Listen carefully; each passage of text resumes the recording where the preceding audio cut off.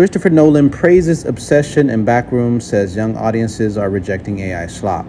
I've never seen a more rapid wholesale dismissal of a supposedly foundational jump in technology in my lifetime, the Oscar winner said in a recent interview with The Telegraph. Christopher Nolan is the latest major filmmaker to praise the breakout horror hits Obsession and Backrooms.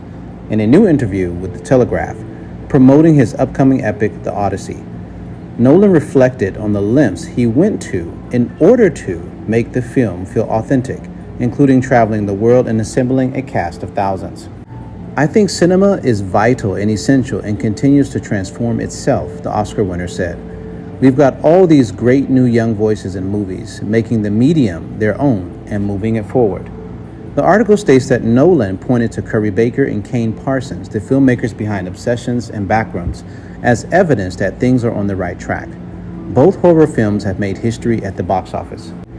Baker's Obsession, released May 15th, has grossed more than $400 million globally on a $750,000 budget. The film became the highest grossing festival acquisition of all time after premiering at the Toronto International Film Festival and is now Focus Features' highest grossing release ever. Meanwhile, Parsons' Backroom has surpassed $350 globally and is A24's highest grossing film in a number of countries. Parsons 21 also became the youngest director to top the domestic box office. This is why I never bought into the arguments that young audiences' attention spans are too fried to enjoy a 3-hour Greek epic, Nolan said.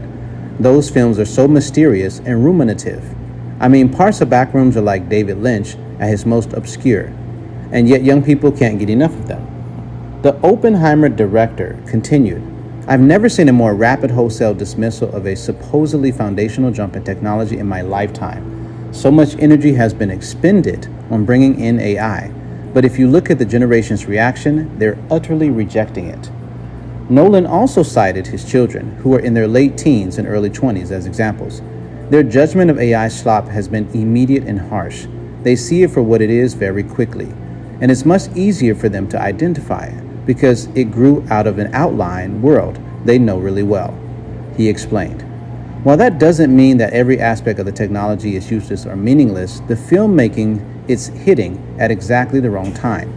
After years of driving towards heavily virtual environments, we're seeing a renewed interest in more tactile, more real forms of storytelling. That sentiment was echoed when The Hollywood Reporter spoke with Gen Z moviegoers about the rise of younger filmmakers like Barker and Parsons. Audiences in general, but especially audiences my age, are getting so overwhelmed by all of the CGI movies. The Marvel epidemic. It really deterred a lot of people from wanting to go and see these big budget movies, one moviegoer said. Nolan isn't the only legendary filmmaker championing the next generation of talent. Steven Spielberg also recently praised Obsession, saying he loved the film and applauded Barker for making it on a budget of less than $1 million. As far as Nolan's next film, The Odyssey tells the story of Odysseus' long, torturous trip back to Ithaca after the Trojan War to save his wife Penelope and son Telemachus. Its star-studded cast includes Matt Damon, Anne Hathaway, Tom Holland, Zendaya, Robert Pattinson, John Bernthal, Travis Scott, Elliot Page, Lupita Nyong'o, and more.